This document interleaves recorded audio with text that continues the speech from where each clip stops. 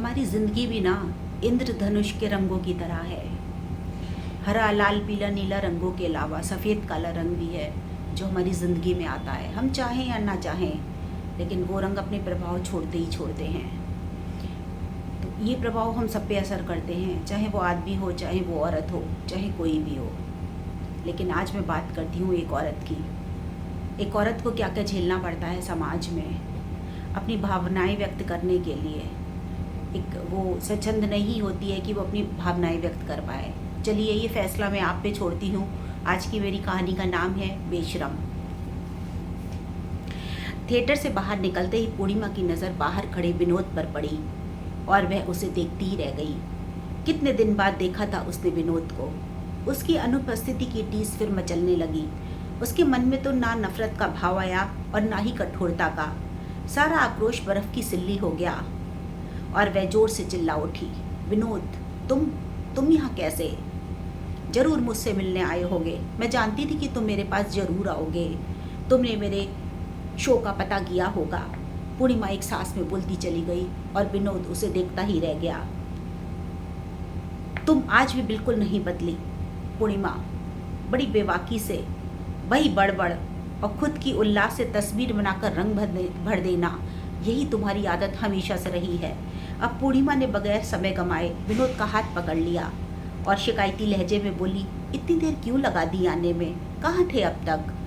कहकर वह खुद से ही प्रश्न को संभावित उत्तर तलाशने लगी। चलो घर चलते हैं। अब तुम आ गए हो ना, मैं सब भूल जाऊंगी। विनोद भी निरुत्तर सा खिसता चला गया। गाड़ी की पिछली सीट पर बैठते ही पूर्णिमा ने ड्राइवर से गाड़ी चलाने को कहा। पूरे रास्ते पूर्णिमा अकेले ही बोलती रही और विनोद चुपचाप बैठा रहा।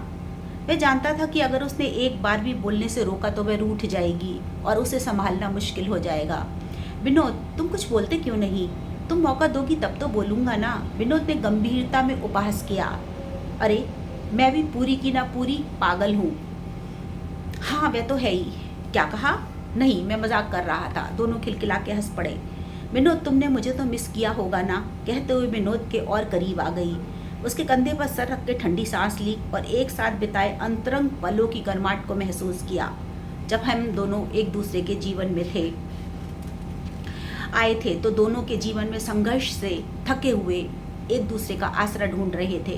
कितना स्वर्णिम समय बिताया है हमने साथ में। हम दोनों ही पर्याप्त भावुक थे। हमने भले ही मर्यादाओं का उल्लंघन किया हो, समाज ने हमारे रिश्ते को स्वीकारा ना हो, मगर तुम मेरे मन की अदालत में हमेशा मेरे आत्मा को स्पंदित करते रहे। क्या मैं मूर्ख थी? क्या तुम मेरे शरीर को हासिल करने के लिए मेरे प्रेम को तुमने साधन बनाया था?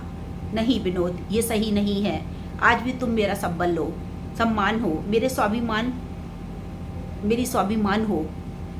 आज तुम मेरे सानिध्य से जो मैं स्पंदन महसूस कर रही हूँ, वही मेरी पूंजी है। विनोद पूर्णिमा को खामोश देखकर सटीक सवाल ढूंढने लगा। ये उचित समय नहीं था। वह चुप थी और ये मौका वो गंवाना नहीं चाहता था। वह पहले ही उसके इस व्यवहार से सकपकाया हुआ था। 20 मिनट तक बीत गए, पूर्णिमा को पता ही नहीं चला। लो विनोद, घर आ गया। आओ अंदर चले। उसने पर्स से चाबी निकाल कर गेट खोला। विनोद हिचकिचाहट की रस्सी से बंधा हुआ था। पूर्णिमा ने एक बार फिर बेबाकी से उसका हाथ थाम कर खींच लिया और घसीटती हुई अंदर ले गई। घर का एक एक कोना आज भी बिल्कुल वैसा ही था जैसा वे छोड़ के गया था। वही पर्दे, वही सोफा, वही जयपुर से लाई हुई खजुराहो की आलिंगन से लिपटी मूर्ति, सब कुछ बिल्कुल वैसा ही था। कुछ भी नहीं बदला था। पूर्णिमा ने आखिर क्यों? मैं आज तक उसे समझ नहीं पाया। सामने वाली दीवार पे एक बड़ी सी तस्वीर, जिसे देखकर विनोद अनायास ही बोल पड़ा, ये तस्वीर किसकी है? तुम्हारा बेटा है? तो तुमने शादी कर ली पूर्णिमा? इस बार सवालों का बड़ा सा झुंड विनोद को उलझा रहा था, मगर वह चुप था। शायद ये कोई घाव हो जो उसकी टीस का कारण बने। अब पूर्णिमा की जिंदगी से उसे क्या लेना देना? उसने ठंडी सांस ली। मैं चाय बनाता हूँ, जाओ तुम चेंज कर लो। पूर्णिमा की समर्थन भरी मुस्कान फैल गई। चाय की चुस्की लेते हुए उसने कहा, बिल्कुल वही स्वाद है विनोद, चाय में शक्कर नहीं है। तुम कहाँ पीती हो शक्कर वाली चाय? तुम्हें याद है विनोद? पूर्णिमा आनंद रस से आत्मविभोर हो उठी, दोनों हाथों से गालों को थामे झूम उठी। अनैतिक कहा जाने वाला संबंध भर्त्सना के रंग सब फीके लग रहे थे।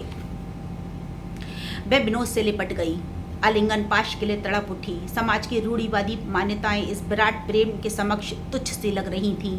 विनोद, मुझे लाल रंग के सिंदूर से क्या लेना? परिपक्वता, आत्मसम्मान और सान्निध्य है ना हमारे पास, जी लेंगे हम। मैंने अपने स्वाभिमान से तुम्हें पाने के लिए बहुत संघर्ष किया है। अब तुम कहीं नहीं जाओगे, तुम मेरे पास रहोगे। पूर्णिमा ने चुंबनों की बौछार से मूक प्रणय निवेदन का आग्रह किया। सुध बुद्ध खोया हृदय प्रेम की एक तरफा पराकाष्ठा पे था। एकाकी जीवन के आगे स्वाभिमान बेमानी हो चला था, और फिर प्रेम में अहम टिकता ही कहाँ है, ये ब्रह वेदना का अटूट प्रमाण था। विनोद जाने के लिए उठ खड़ा हुआ। पूर्णिमा, तुम्हारी ये बेशर्मी, विवाह की निर्लजता गई नहीं अभी तक? लाज औरत का गहना होती है। आज मुझे तुम पर लाज आ रही है। प्रेम और संबंधों की पहल एक औरत की तरह से अशोभनीय होती है। सुलभता से मिलने वाली चीज का कोई मोल नहीं होता। तुम में और एक बाजारू औरत में क्या फर्क है? छी, इतनी काम वासना, ये प्रेम है या उन्माद? यही वजह है हमारा रिश्ता लंबा नहीं चल पाया। मैं जा रहा हूँ। मन में कड़वाहट लिए वह उठ खड़ा हुआ।